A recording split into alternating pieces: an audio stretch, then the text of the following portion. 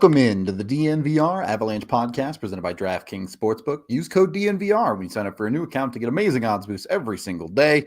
We got the squad here to talk about a 3-1 Avalanche win over the Dallas Stars in preseason. You got 2 goals from Artturi Lehkonen, an empty netter from Evan Rodriguez. It was still a preseason game, but it was better. There were a reasonable number of starters in the lineup. You got to watch the actual Avalanche defense for the most part. Good. Yes?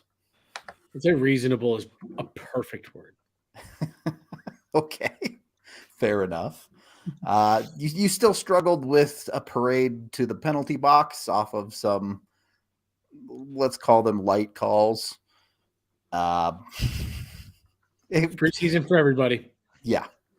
Still certainly preseason, to say the least, but as confirmed by official friend of the show, Tim Beadle, yes, you will see AHL refs in NHL games in the preseason, who will not then get on the regular season slate. So yeah, everyone's working out the kinks a little bit.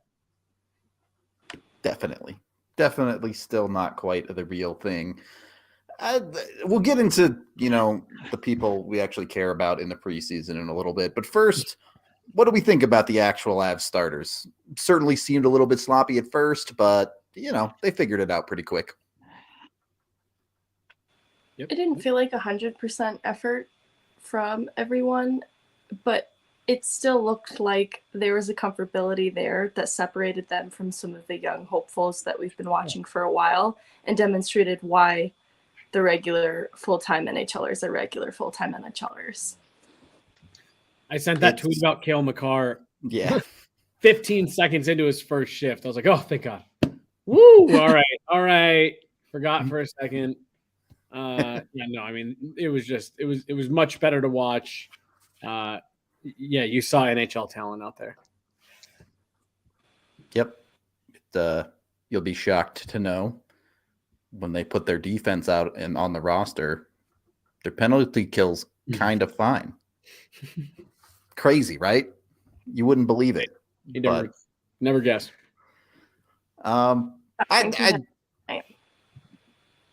Frankie played great, first of all. Yeah, literally zero complaints about that dude tonight. First star. Yep. First star. And then I don't know. Are you guys taking anything at all from the goals scored in this game? 2 goals from Lecky. You had assist from Mikko, an assist from Evan Rodriguez. Erod gets the empty net goal. Do we care about these things at all?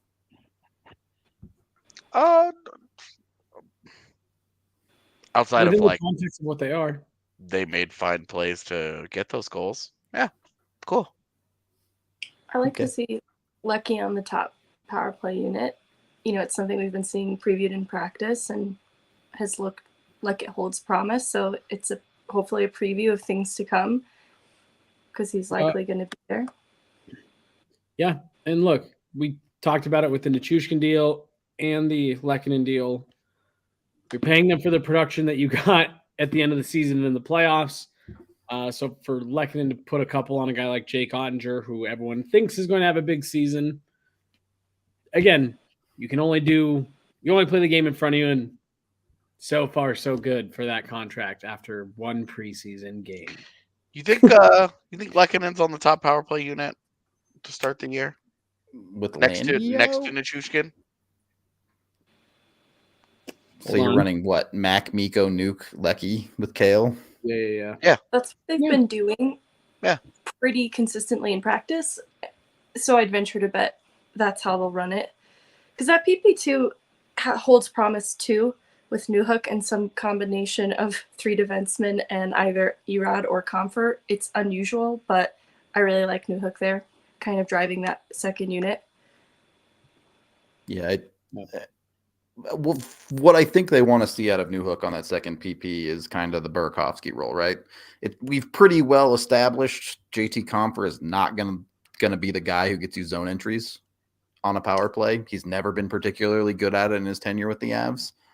So if Newhook can fill that role on your second power play, sure, it makes sense to put Lecky on the top. Yeah, he fills in fine in the interim. I think he probably slots in best on PP2, but time being, good to go.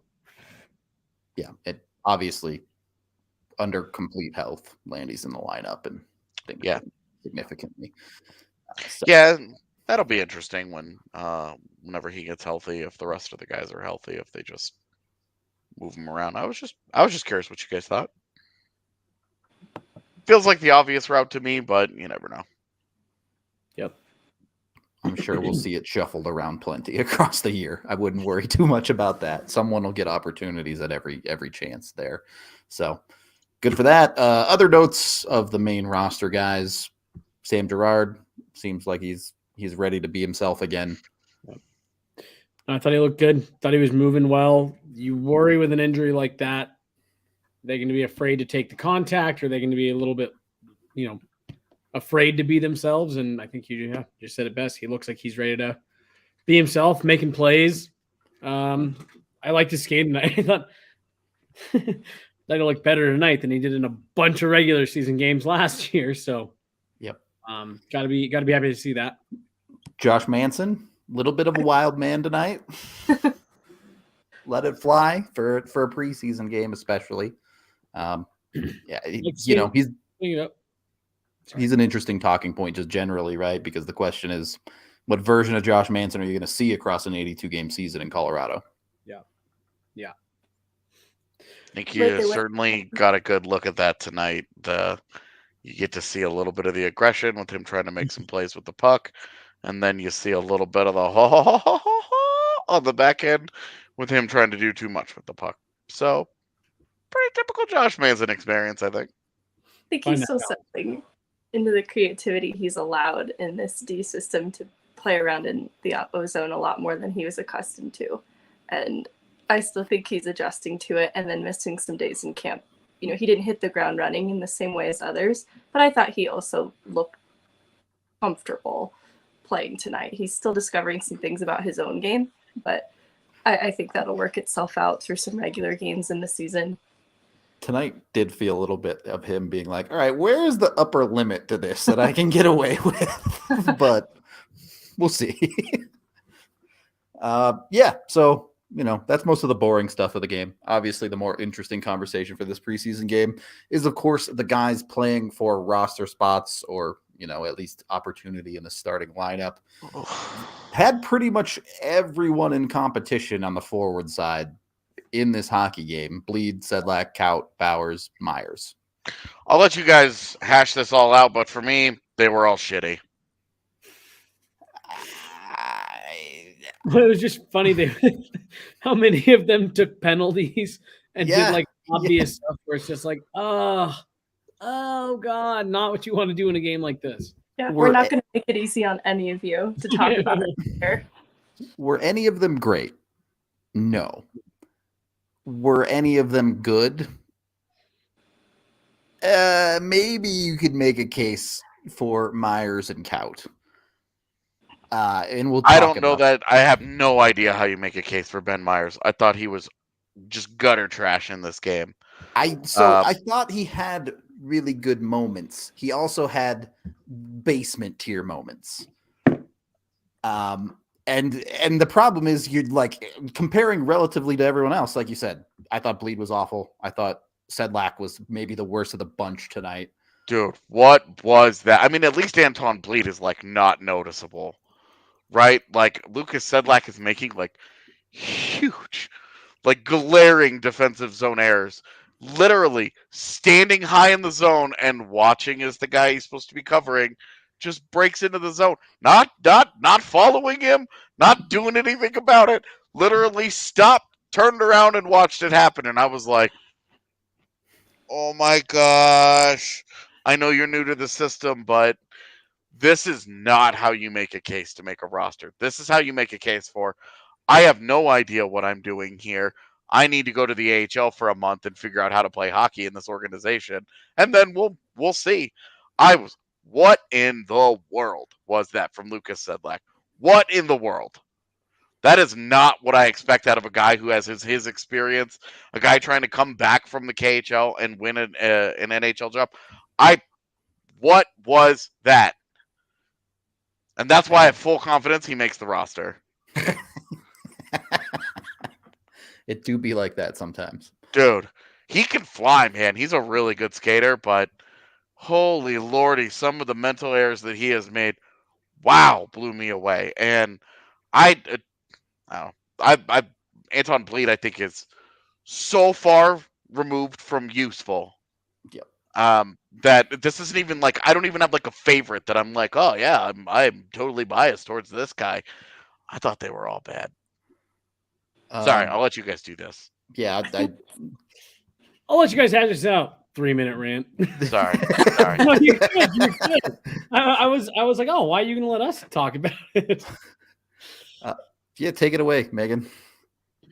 I think the conversation we're having about Sedlak or Bleed right now is my frustration too with how some of this has played out, is because a lot of why we expect it to be some combination of one or the other, if not both, Sedlak and Bleed, is because of their NHL experience and this comfortability and reliability that is perceived to be there because of that experience under their belt. But as we see in games like tonight, it actually doesn't mean much, and those same mental lapses are ones that I would also expect a young prospect to have. But the difference is a young prospect could have it on an NHL stage and learn from those mistakes. Whereas, I'd really just hate to see it from a player that's supposed to have those NHL games under his belt for a reason. Because, Bednar said that he liked Bauer's camp, but he talked about what he needs to see from Bauer's is an established role in the top 6 with the Eagles this upcoming season and to become a role player.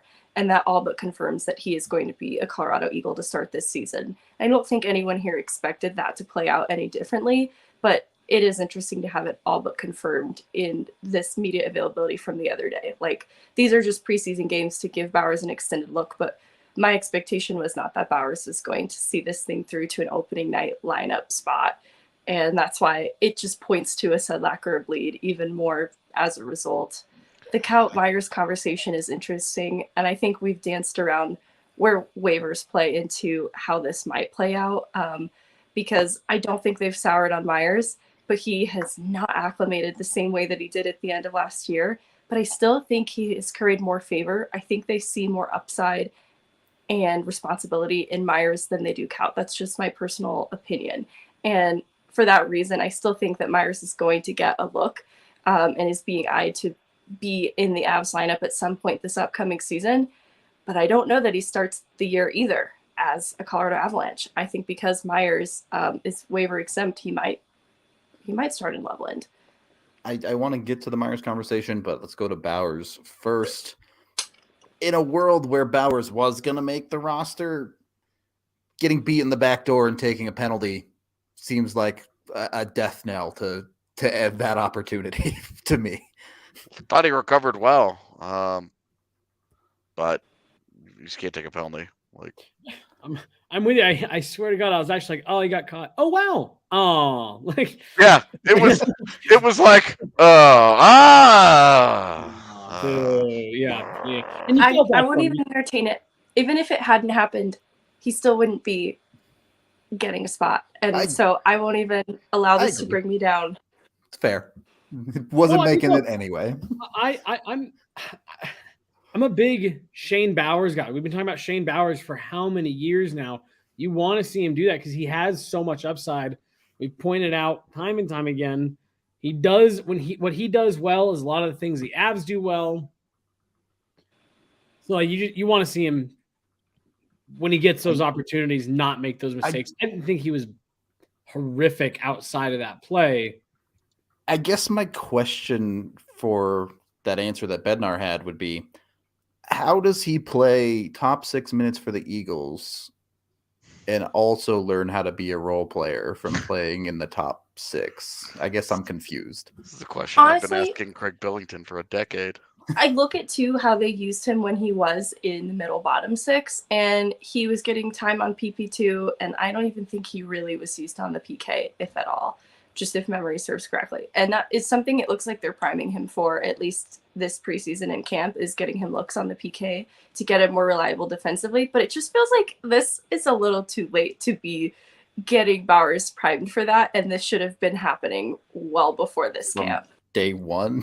Well, I was going to say, and look, I think the idea behind all of this is, and we've said it a couple of times, go learn the system. Go learn what every guy should be doing, regardless of what your role is within our system in terms of forechecking, hard on the puck, playing with speed, getting in lanes on defense, back checking, whatever it is they feel like where you're missing on the system. And that can be taught, getting you more minutes in the AHL. And then obviously, even if you're playing a little bit of a different role, I think the idea is, can you get the systems down and then come up and fill whatever role you need? And that, to me, I honestly think is where the difference has been in the guys that come up from the Eagles and stick versus the guys like Bowers, who haven't even gotten a shot, Kaut, who, up and down. And again, you just go back into the past. You have to look at the couple of guys who have done it. It was Alex Newhook, who definitely was not in the third line checking role with the Eagles, came up, settled into his role here. Logan O'Connor put up a good amount of points in the AHL with the Eagles, came up to the NHL, definitely not his role, definitely not his thing. But they bought into the systems and they were able to settle into their roles. And so that's what you're looking for when you're sending them down, saying, cool, go play all the minutes here, but then come up and copy and paste all those things that you've done well. To me, this is, I don't see Bleed or Sedlak making this roster. I just don't think they'll do that. To me, those are two easy waiver guys. You'll pass through. They can be there as a call-up if you need them. I think it's Kaut and Myers. I think the plan coming out of last season was Myers. He showed well in those, whatever it was, 5 games. They were like, cool, go get into a good summer of training. You'll come to camp. You'll be comfortable. You'll be able to jump right in. And to everyone's point, I just don't think he's done it to the level that anyone thought he would after what we saw out of him at the end of last season, coming out of, the NCAA tournament, right into some pretty intense games near the end of the season. So I think Megan points out the one thing that, we do need to factor in is the waiver wire here. I honestly think Martin Kaut gets the first 10 games. I think Kaut will end up getting the first 10 games, because if you're going to pass him through waivers, he's gone. He is like, there's no way he's not going to get claimed. There's just no way.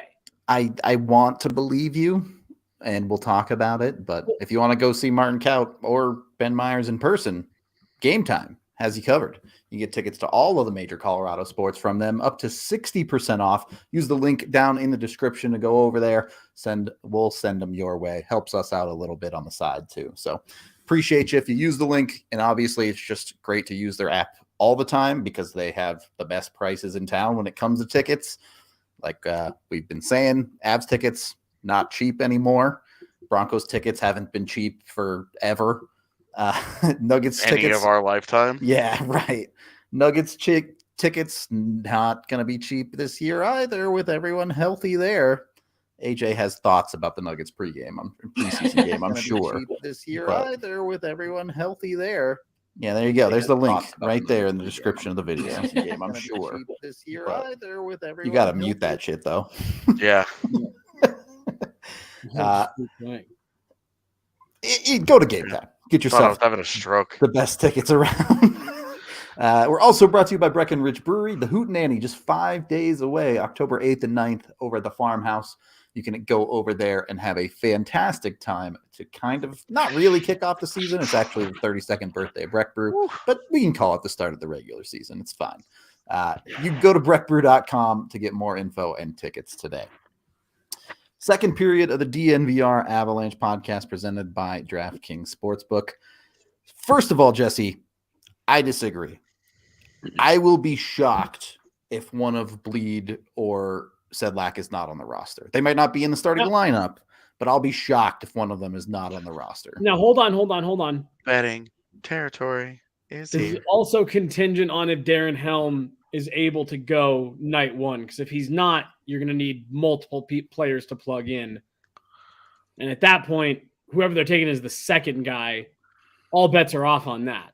But sure, if Darren Helm's good to go, I think it'll be Martin Kaut.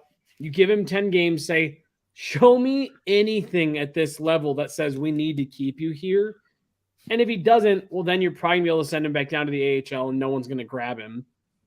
And that'll give you a month to let Ben Myers go down and do exactly what we were just saying. Cool. Go be like the big dog on campus down there, score some goals, hit some guys, get used to the systems, get used to being a pro every single day. And I think that's how it goes. That's how it'll end up going. I just think they liked Myers too much at the end of last season to not give him an extended look at some point relatively early on. I will agree. I don't think Ben Myers is going to the AHL. I don't think any of this matters about how poor he's played. I actually agree too. I really just think that like he's played poorly enough that it like opened the door for us to have this conversation. But really, realistically, they could just scratch him for a week or 2 weeks or whatever, and then throw him into some games and see how he does with a full lineup in a reduced role. Because what we think of as their fourth line with Cogliano, Helm, and O'Connor is gonna 100% be their third line. With maybe Comfer in the middle and one of those guys, and because he's coming off injury, Helm might be like an actual fourth line guy to start the year, but it'd be next to a guy like Ben Myers. So when I take my biases away and I've looked at how the Avalanche have done things for my entire life, the move that makes sense here is Ben Myers probably is the 12th unless he really plays his way out of it, and then one of Bleed or Sedlak. To me, that's just what the Avs have done. Every year, they take the vet, they play him unless someone proves it otherwise. Regardless of how the vet plays, it has to be someone else that proves enough to take that spot from them. And I really would like that not to be the case, but I don't run the team, so I don't get to make those decisions. And the part that I think makes it interesting about Myers is, yes, he's played poorly, but more specifically, we've seen pretty consistent rhetoric from Bednar. What does he want to see out of the young guys? Consistency. He wants to be able to play those guys and not have to worry about them on the bottom line, that they're going to have a terrible night. And Ben Myers has been anything but consistent. So you guys don't feel like the waiver thing with Kaut is going to factor in at all? I don't know that I've said before, I wonder how much that changes their math. And I think that the fact that there are 3 to 5 teams that are really, really not taking this year very seriously increases the likelihood of this. But how many times have we had conversations about AHL guys getting claimed and they never do? I've laid out my case for why I think Kaut has a chance to be different. But ultimately, it would not be a huge surprise to me if he passed through waivers cleanly and reported to the Eagles. There are a lot of Martin Kaut type of guys in a lot of organizations around the league, and that's also a good reason. It's also a good explanation for why they would have a hard time finding the prospect swap that we've talked about. Right. So, some of that happens.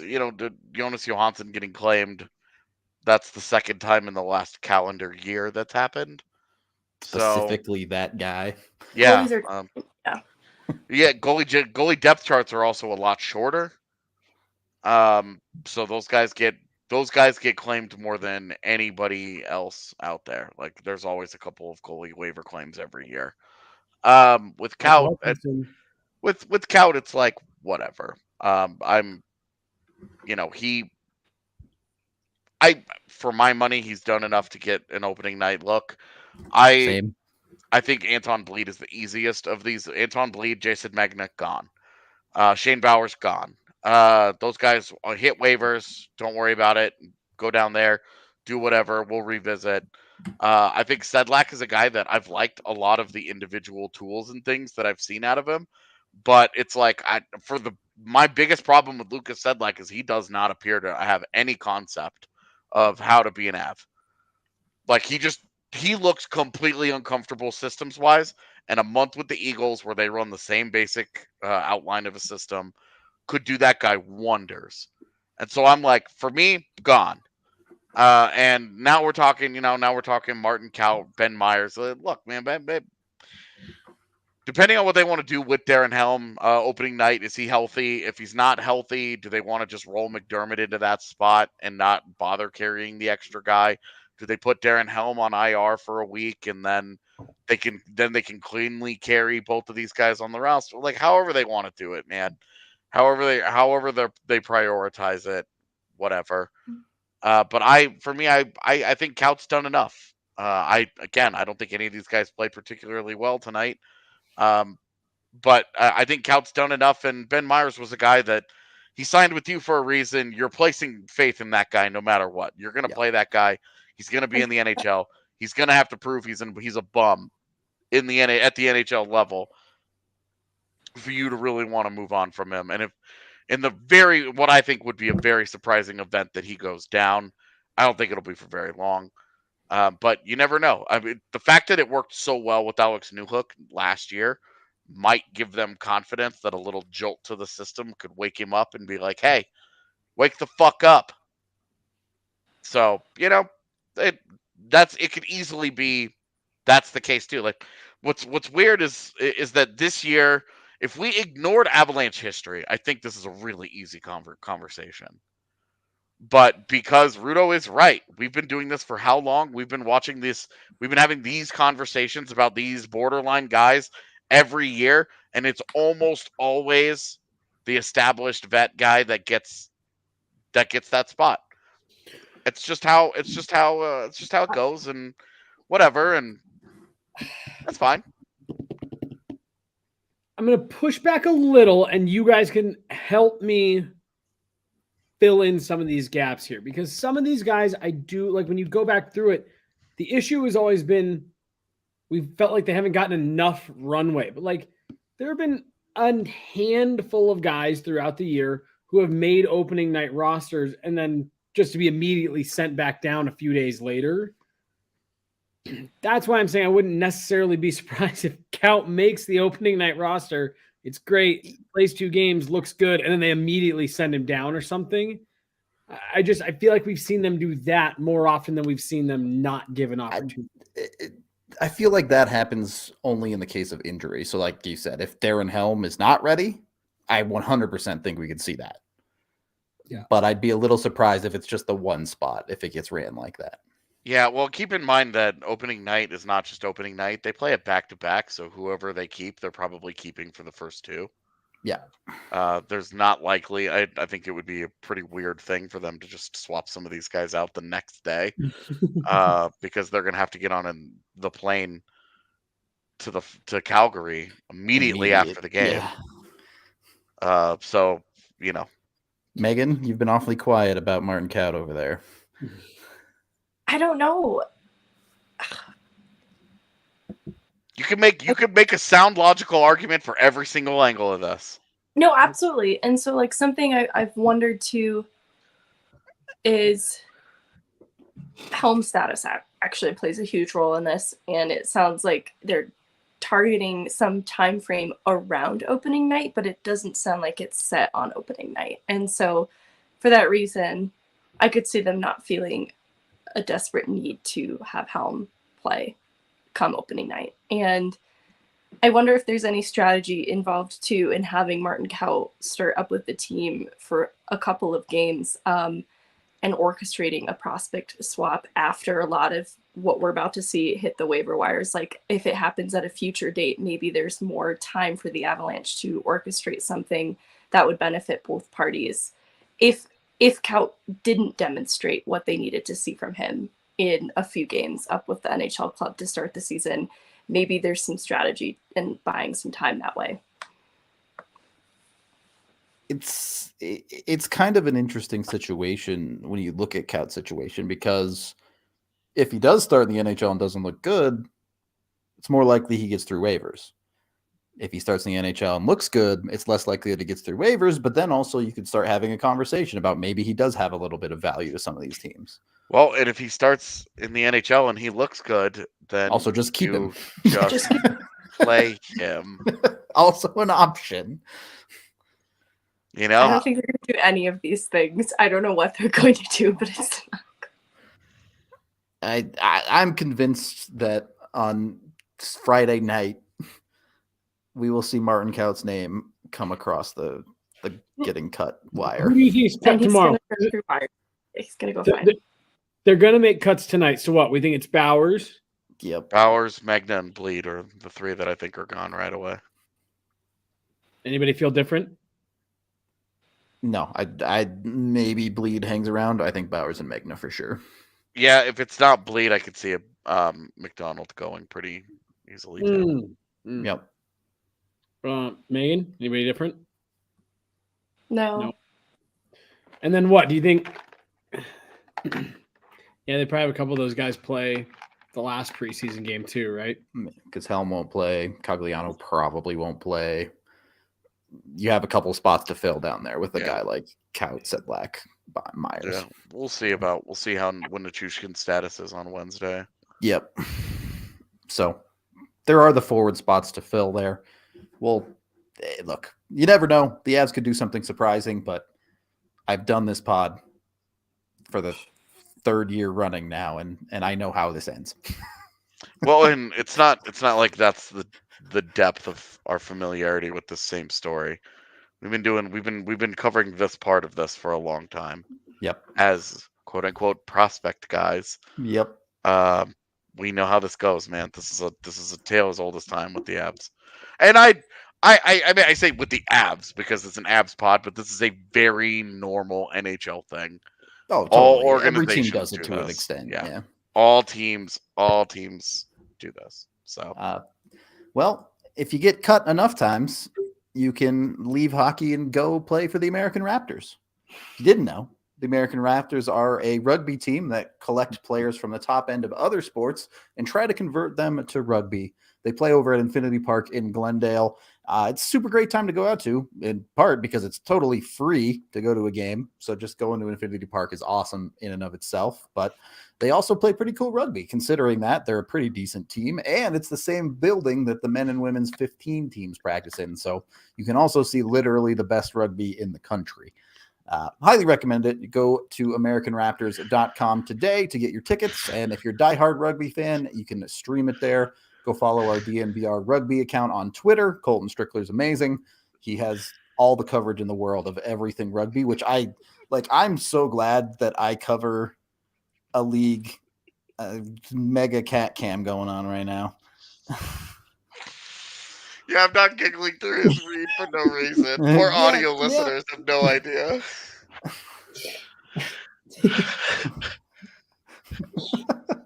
Keep going.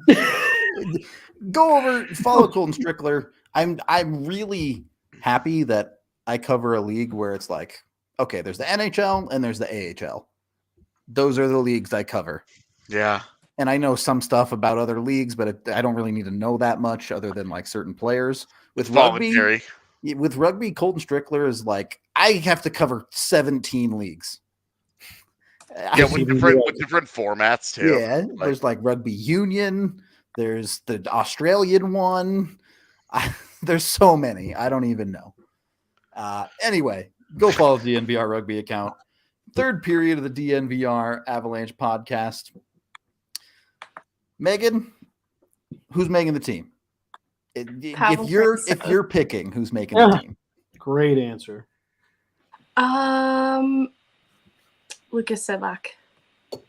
Is Okay. that If you're acceptable picking, answer? Yeah.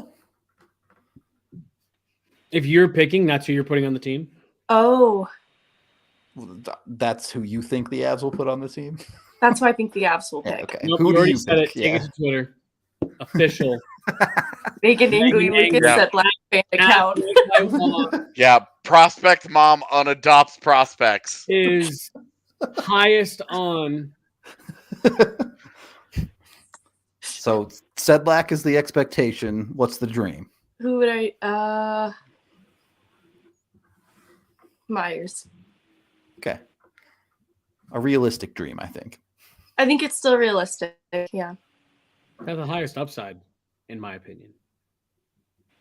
Probably true, but I think people are overrating his upside. Nothing against the guy. I just don't think he's a second line player. Nobody said that but you. Ben Okay. Myers, second line There player. are some dudes that work for NHL teams that feel that way. I meant on this show, but all right, cool. Fair enough. Wouldn't be the first time I was wrong, and wouldn't be the first time NHL dudes were wrong. So we'll see. It's got to happen to one of you on this one. Yep. And look, we should provide some context here that while we are getting into the nitty-gritty of this lineup, you shouldn't care about this much more than Jesse's cat cares about him recording a podcast right now. On the whole, the Colorado Avalanche forwards 1 through 11 are still an extremely good hockey team. Yeah, and again, the thing we keep pointing out here, or we need to keep pointing out here, once Gabe Landeskog comes back, forwards 1 through 12 are established NHLers. Yeah, and it's just the question of who's hurt at the time that he comes back, because you know how it always goes, man. Right. But it is funny that we spend so much time on this at the beginning of the year. 2 months later, it may not. None of these guys may matter. Okay, so Anton Bleed played because 6 minutes tonight. Keep in mind that Nicholas Aube-Kubel wasn't in the organization last year. True. Played 60 some odd games, 50 some odd games for the organization, and then a bunch of playoff games. Like, guy was part of everything. He was a consistent lineup guy, and wasn't even in the organization a month into the season. So this is one of the most aggressive organizations claiming dudes from other teams. Yep, they've been one of the most active on the waiver wire. And honestly, like, some of the defensemen that have been going on the wire, I've been sitting here like, that guy would be a fine 7th guy. That guy would be a fine 7th guy. That guy would be a fine 7th guy. I just keep waiting for a defenseman claim, because I think that's really where they need that would make a lot more sense. A solid 7th would feel fine. Putting McDermott is putting him in position to be the 8th D or the 13th, 14th forward, somewhere in there. So God, that's Patrick Nemeth music. Not that they waive him, but I wouldn't do it, but I'm just saying there's some familiarity there. Holy crap. Yeah. Just ban that man, please. What do you think that's about? Don't know, but he's banned. I appreciate that all of those were different lengths. Whoever that person was actually going through the trouble to really set the time in to troll. Yeah, really put the effort in. Right. Putting in the work. Putting in the man hours. No idea what that was about. It's weird. It's a dumb emoji. He didn't even say anything, did he? Yeah. He just started spamming the emoji? Yeah. All right. Anyway, I'm ready for the regular season to start.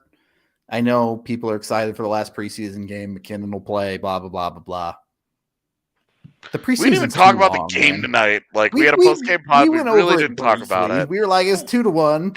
I liked Evan Rodriguez. I thought he was sick. I gave you this opportunity at the start of the show, and you went, Bro, Mikko Rantanen drives me insane. He's so good and does so many silly things.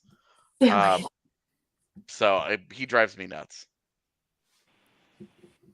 I really liked Evan Rodriguez tonight. I thought Newhook looked fast.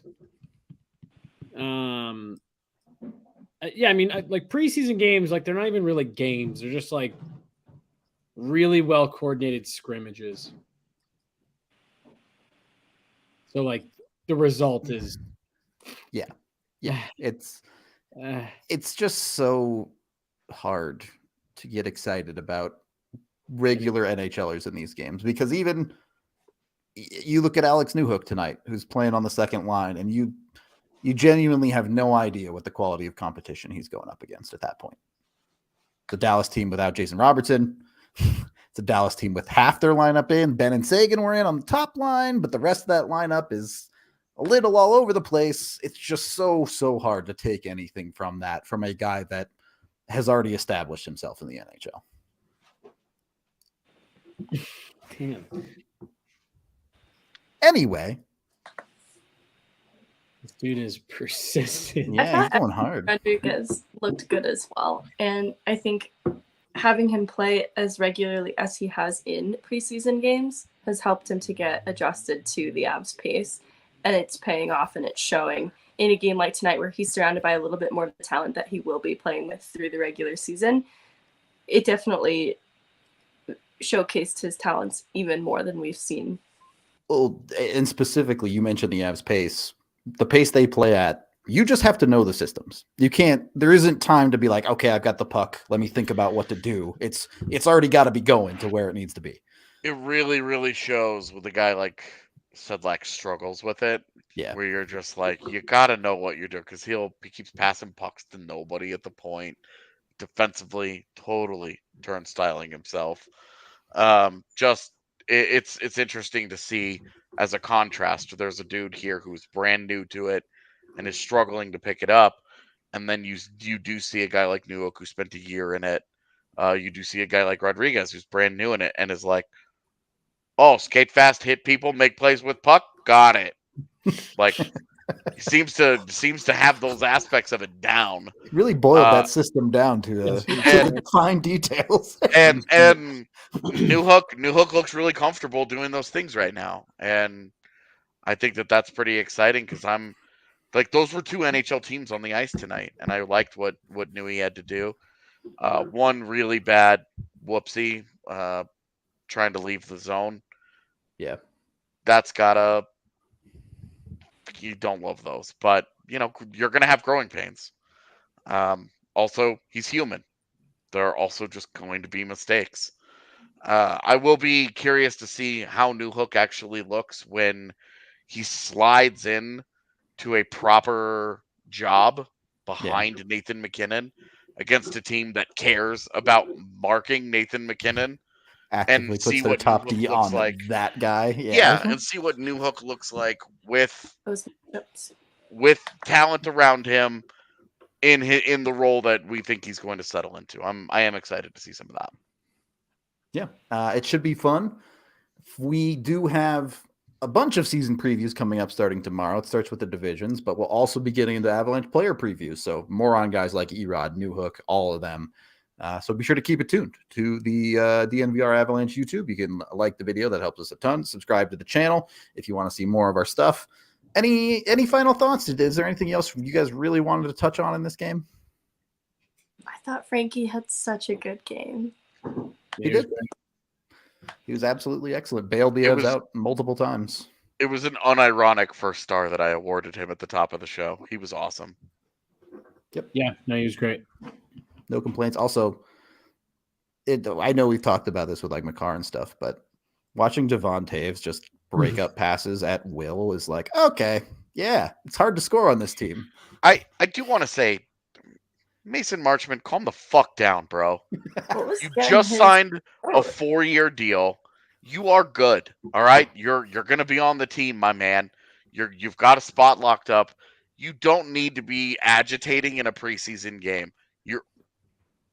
I've said this a few other places, but I could totally get it if he's fighting for a spot on the team and he was a borderline guy, and you're like, ah, man, that's his road to the NHL or whatever. Dude, the ink hasn't even dried on your 4-year contract yet. Okay? You're good. You're on the squad. Just tone it down, dude. Tone it down. Otherwise, I will be all for Curtis McDermott punching you in the fucking face. And I just volunteered Curtis for that. Sorry, Kurt. But, dude, tone it down, man. It is preseason. Oh, my goodness.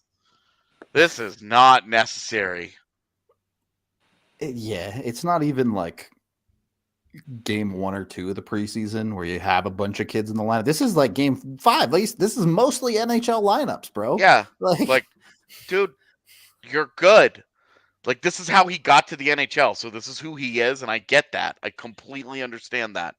But if you can't flip it off for a preseason game, you might actually have a problem here.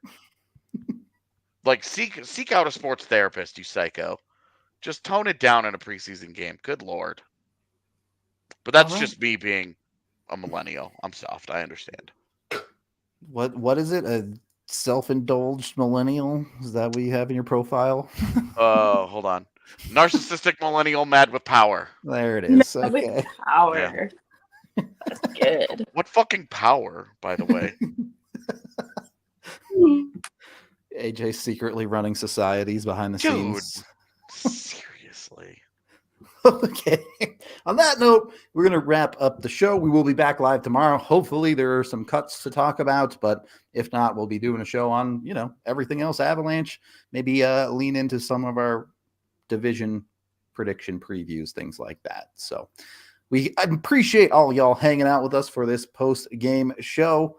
Yeah, all right. This is your chance right now. Everyone spam that emoji. I'll allow it right now. End the show. Get us out of here, Yaha. Thank you.